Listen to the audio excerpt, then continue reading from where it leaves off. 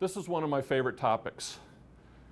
There's no bigger waste of time than doing 90% of what's necessary. The key word being necessary. I love that quote because it reminds me of farming. The farmer can go out and prepare the field. They can prepare their equipment, make sure it's all good working order before they plant. Then they can plant, they can water, they can put the pesticides down, they can do all the things, but if they don't go out and harvest, that last 10% is the difference. There's also a philosophy, you've probably heard of the 80-20 rule. It applies to lots of different kinds of ideas and life situations. I'm going to propose the 80-50 rule. This was inspired to me by the great philosopher, Yogi Berra. Said 80% of the people never finish what they start, and the other half never get started.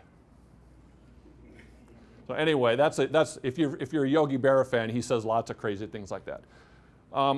Let's talk about Michael Phelps and finishing. Michael Phelps, as you probably recall, set an Olympic record for the number of gold medals won in a single Olympics as a swimmer.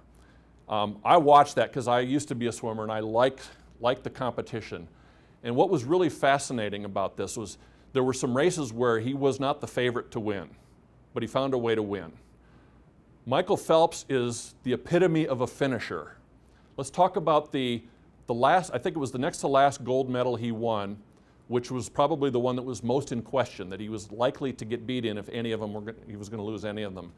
And that was the 100-meter butterfly. And I can see this, I can picture this in my mind, and we're going to show it here in a minute. But it was phenomenal. He starts, they get going, and by the time they get to the far end of the pool, he's in 7th place out of 8 people. When he comes out of the turn, he's in 4th, almost in 3rd.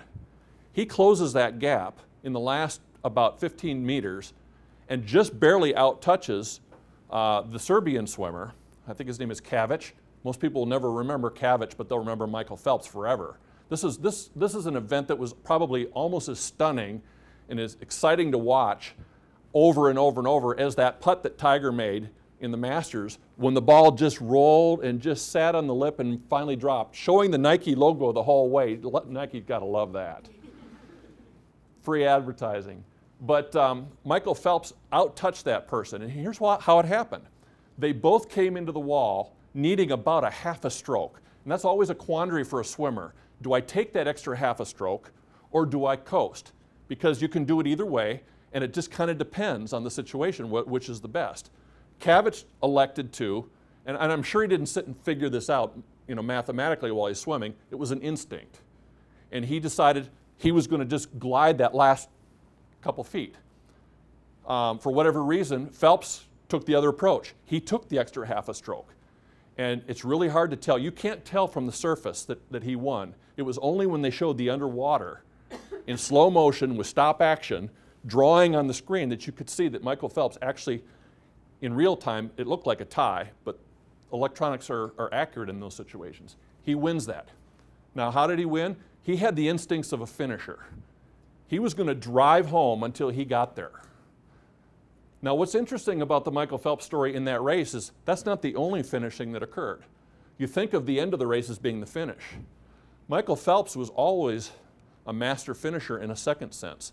And if you go back and watch the videos of those other events that he swam, he actually treated each length of the pool, each time he finished one length of the pool, as an opportunity to build momentum into the next length. And so if you watch that race, you see him going into the wall in 7th place and coming out in 4th place, maybe 3rd. It was kind of hard to tell by the angle. He treated each opportunity, each finishing, each short-term goal as an opportunity to build momentum for the long-term goal.